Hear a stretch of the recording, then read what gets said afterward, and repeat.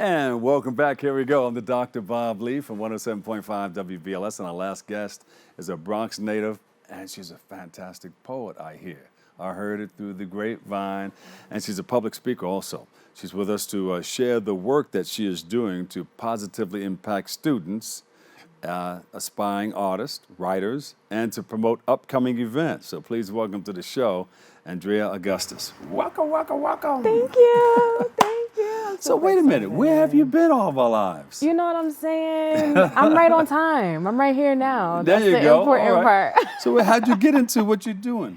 Yeah, it's been quite the journey. I always like to say like school was really easy for me, like middle school, You high breezed school, right through it. Until I got to college. And then it got a little tougher. You said, wait a minute. Yeah, once I got to college, it kind of like hit me like with a two-piece. Yeah. And, you know, I was first generation on my mom's side. So like a lot of other first generation college students, I actually ended up dropping out. So I moved back home. I was smelling like chicken. I was working as a waitress. Wait a minute. In that restaurant that you were working, they were cooking a lot of chicken? They were cooking a lot of chicken. It was good Was it Chicken Shack? It was a chicken shack. It was a chicken shack. Hey, you came home smelling like chicken. Some people come home smelling like, something else from other restaurants and stuff. But that was a good thing. Yeah. You made you a little bit of money and you got the tips were good. The tips were good. I learned how to work with people and I had more time and flexibility to just pursue art. So yeah, I was like going to a lot of different like open mics and events, and I just fell in love with the arts based off that. It was really cool. So if you had a table of 6 to 10 to 12, you hit them with a little bit of poetry? I would hit them with trying to remember their orders. To be quite honest with you. Now there's some art to that too, right? There is. Because a lot of people don't even write it down. They say, all right, you. Exactly. And you, and you. And you just remember and go back. So yeah, I was working in restaurants and, but something was missing. So I was around a whole bunch of different artists and a whole bunch of different creatives. And I really was able to process some of what I went through in college through performing poetry. And I got into painting, and then I got into yoga and into dance. So I decided to go back to school to study art therapy in order to help others, kind of heal using art the way I did. And it was bomb. It was awesome. And so my college went bankrupt. What? It went bankrupt, and what did you do? My college went bankrupt, and I was like, oh my gosh, do I sit here and be depressed, or do I just make more poetry, make more art, use these tools that I've been learning? So exactly. That's you put what it all I did. together because you have a number of things those tools that you can use to put it all back together. So now they call you Black Poetry Girl. The Poetic Black Girl. The Poetic Black Girl. This one says Black Poetry Girl, but it's okay. Any way you want. I got it. I'm with you. Yeah, I'm with you every step of the way. Yes, good. I love it. I'm with you too. So how'd you get the name? Yeah, the Poetic Black Girl. Ever since I was young, when I would open my mouth in schools, it'd be like, "Yo, you're really good at speaking." I'd be like, "I don't know." And then in the 5th grade, that was the first time I saw my work published, in the yearbook. Yeah. In the 5th, how did that feel to you? I was like, that's my name. Did you understand it? Your stuff was published? Yeah, it was amazing. That's when I fell in love with poetry. So then I just kept on pursuing poetry through middle school and through high school. My senior project, a lot of people did PowerPoint presentations. They were building things. Mine was a spoken word poem about Black feminism. Yeah. And poetry has just always been there. It's corny, but poetry is something that has saved me time and time and time again. That's right. You know it's about ready to happen now, right?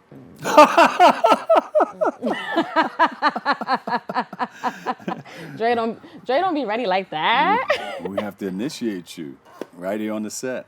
Oh man. Are you ready for it? Am I ready for it? Hey, pass me the gloves over there. And pass me the other tools and stuff. This is a whole initiation ceremony. Yeah, we're gonna do gloves and tools. no. What it is that can you spit some for us? The poetry and rap go hand in hand, Yeah.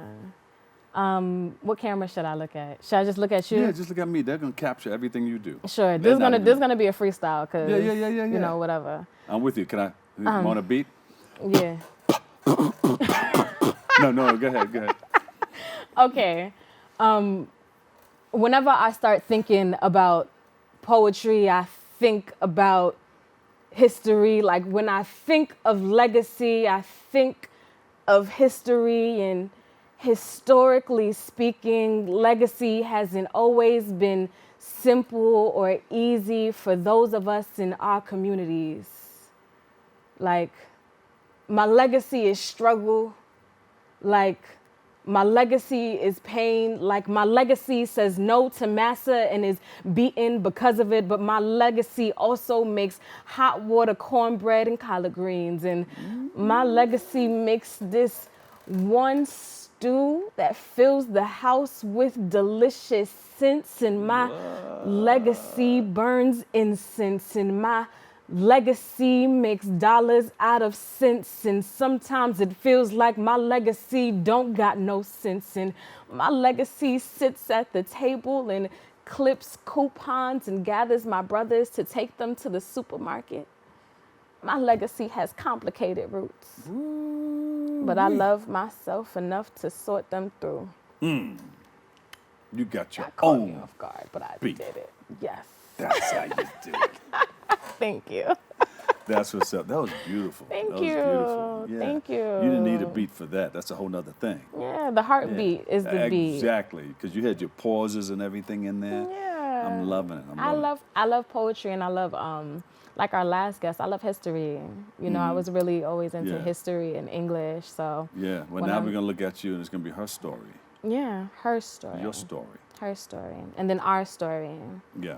And then the future and how we can make it better. So where does it go from here? How far do you want to take this? Oh, wow. Just so far. So nowadays we do, so I have a company called Poetic Black Gurl LLC. Very fitting.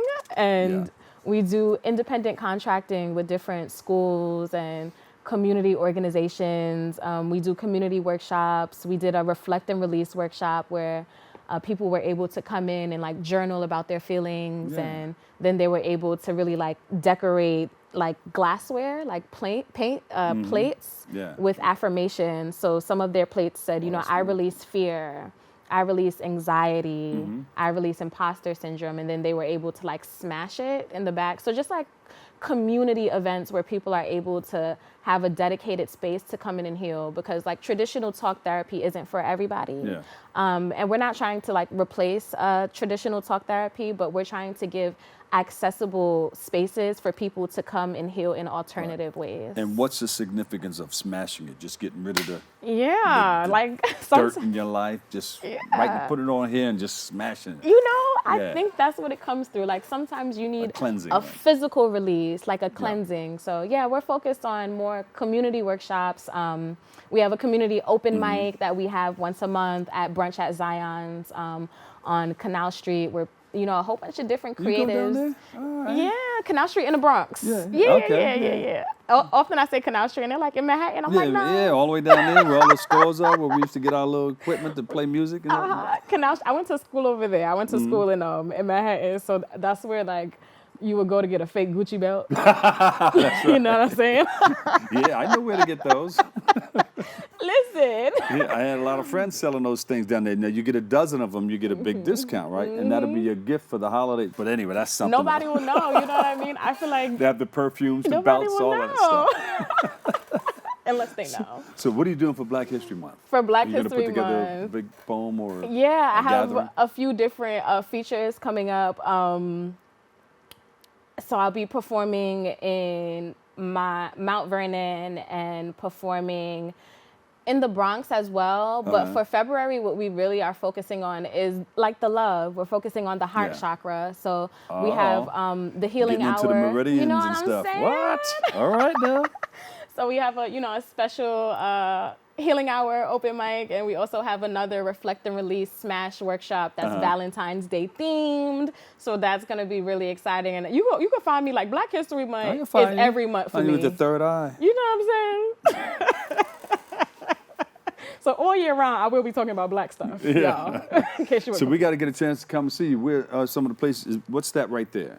Okay, so this is the Reflect and Release workshop that we're going to be having coming up next month on February 5th. And we also have our Healing Hour event, which is going to be on February 4th, and that one is full of intention. So yeah, if you don't have anything to do and you're looking for a vibe, and this was our rundown of the month. So we had a vision boarding party this month. We did our Reflect and Release this month, and next month we'll be having a new moon workshop. So so yeah, I'm here. Drea loves the people. You know. I know. I'm seeing. So listen. Yes. Anytime you want to come here and share what you're doing, let us know where you're going to be and all that stuff. You just let us know. Right? I would love to. I'll come see y'all again in the studio. For sure. You know, a lot of people don't come here. We just started coming back into the studio. Yeah. You know, after the pandemic, but you know, it's on and popping now. It's on and popping. It's on and popping now. And we're going to have a little dance floor thing right there if you want to do something. Yes, stop. Microphone with the poetry. Because I'll definitely drop a for real poem. You caught me on impromptu today, but I'll do something for real. You ever do something crazy like have background dances while you're doing your poetry? I'm only saying. I have people doing ad-libs for me, so I'll do something and somebody might sing in the back like, Yeah. Make it happen. We're going to get you involved too. Okay. Yeah, you can give me a beat. Okay, I'll give you a beat and split 16. Come on. It'll be featuring Drea, featuring Bob. It'll be awesome. You said do a hard rap? Yeah. Bring the streets. I'm kidding. See, I was talking to both of you guys at the same time. My producer was in my ear. He says rapping 1 minute. I said, you want me to give you a hard rap? And you said, yeah. He knows the vibe. They know the vibe upstairs. Oh, they're dancing up there, and there's no real beat. It's the heartbeat that they're dancing to. It's the heartbeat. So you've been doing this for some time now. How many years now? Yeah, so I've been performing poetry since 2016. And like I said, in the 5th grade, that was the first time I saw my work actually published. Yeah, that's a beautiful thing. Before we go, he's going to give me like another 30 seconds. Yeah. Shout outs to anybody that you want to give a shout out to. Always got to give a shout out to my mama. Like, Mama. Big Drea, I'm Little Drea. We holding it down. You already know. Shout out to all of my partners.